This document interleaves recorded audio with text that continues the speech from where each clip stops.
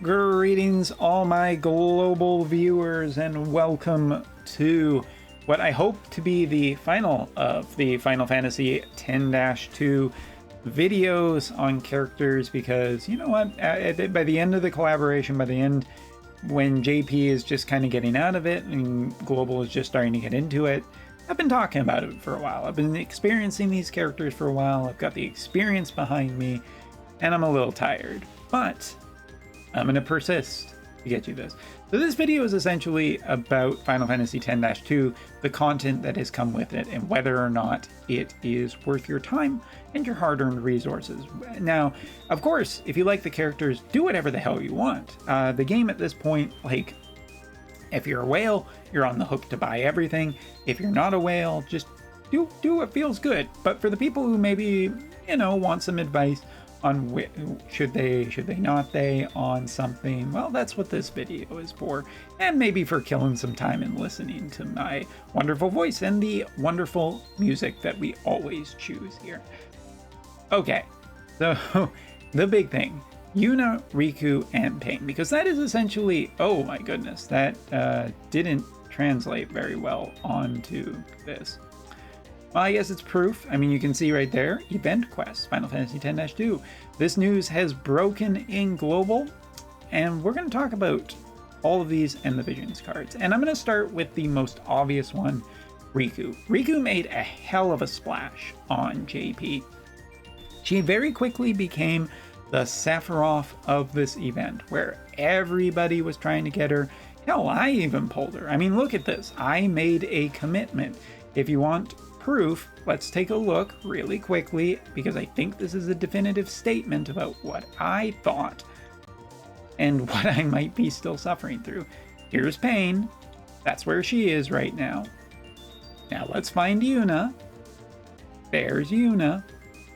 And last but not least, Riku. So I bet heavily, somewhere in the middle of this, if you go back and listen to what I said at the beginning of the collaboration, I was very pro Yuna. I was going to be on team Yuna right from the get-go. I thought that she showed off incredibly strong at first, and then somewhere in the following weeks, after Riku started becoming a little bit like AC Sephiroth, kind of panicked and pulled and got her, and then decided, hey, you know what? All these resources I've saved up, let's go directly straight to Riku and no one else. And to quote one of the movies that I like a lot, Kill Bill, which do you feel the most, relief or regret? And that's the thing right now. This whole collaboration has felt like Yuna and Riku, evasion versus accuracy, which one has come out on top. And Riku, as a widespread phenomenon, is undeniably still really, really strong, really powerful, really annoying to deal with, and probably the one that is leading the evasion charge the hardest as well into the future. I honestly think that Riku and her vision card, if there is any desire to play evasion, you kind of need to get this character. Not only her, but you kind of need to get the vision card as well. Riku is essentially a package deal where you get a lot of bang for your buck, and I think that it shows pretty well when she is just shoved into this, that, or the other team lately, and it just kind of works. It works well. She survives, she kills, she's annoying to deal with on defensive-based teams, and that's essentially good enough for her to be quite valuable. But then, yeah, we've kind of flip-flopped again because of recent videos. I've stated quite clearly that Yuna seems to be the thing, the character, sorry, well, not necessarily the thing, but is the hot thing. This is confused. Yuna is insanely good, and high-tier guilds are choosing her completely and 100% over Riku. That's a definitive statement as to which is the better character for the current meta. If you are interested in really what is considered to be quite powerful, then Yuna is the one that you want from this collaboration. And then you have Pain, who is, I think, totally fine. I think she's actually a lot of fun. She's a great little character to just have and build for free-to-players who want to essentially just skip over this whole shenanigans of accuracy and evasion and wait for something else that's either coming at New Year's or whatnot. That's all fine. Like, seriously, it's interesting, this how this 10-2 is event, because there are events where it is clearly that one character is just heads and tails way better above the other and will stay that way for a while, a la AC Sephiroth. And now that Yuna's come along, Cloud is starting to come back into popularity. Some people have said it's a fad. Well, it's a fad that lasted for quite a high number of months. I do think that my overall impression is this. If you wanted to skip the whole shenanigans of accuracy and evasion, you're just not that interested in 10-2. To me, the collaboration is completely and totally skippable. I don't think that if you care about evasion, that there's anything that you need to invest, because Riku is just superfluous. You're not into that type of gameplay, and you can totally skip that. Yuna is very strong, to be sure, but I don't know for how long she will be as strong as she is. I'm not betting on it particularly high, because, characters have kind of, and metas have been shifting with new characters, and we have a new evasion character coming out. So that might be a little bit of hold your horses. What I do know for sure is that Pain is just a great character to slow build if you don't want to push her, like you don't have an actual goal or something that you're wanting to achieve by having a great sword dark user. Like you're like, I really love Dark Veritas, I want a partner for him, and that works really, really well. Well, Pain kind of works like that and would be a great fit onto that team, and relatively cheap and cost effective. You might have to drop a little bit towards the shards to speed her up to 99 before the collaboration is out, but generally it's a pretty relaxed thing, and I think that Pain holds up decently. She is an absolute decent character, and that's good enough. That's totally good enough. If you are on evasion though, and you are already eyeing Venera, I don't think that you'll be able to skip Riku in her vision card. It's a straight accurate evasion based vision card. It's a really nice one, and to prove that point, just out of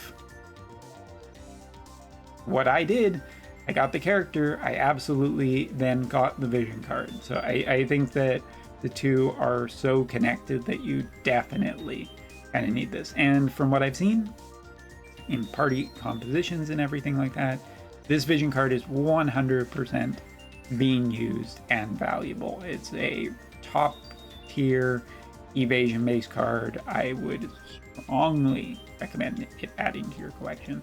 So if you're on the evady side and already eyeing Venera, well, you're probably going to have to eye Riku too, but it will be valuable, and I think it will be quite good when the year is over. Yuna, on the other hand, is a little bit more of a complex thing to say, because, I mean, there is Commander Jaden already, who is a strong gunner and strong in pure ice. He has already come out on global. The overall verdict seems to be that Yuna plus another gunner is not the ideal way to go. It's having some kind of really tanky, physical-based character that can synergize with her, which is definitely not another gunner. So Yuna, for like, if you're out on evasion and you're just slow building or fun building for Pain, Yuna is, to me, still pretty optional. She's a strong character. That much has been proven. I am convinced at this point that she is a strong character, but I'm not convinced that she is a necessary character. This doesn't feel like AC Sephiroth. This just doesn't feel like that kind of scenario.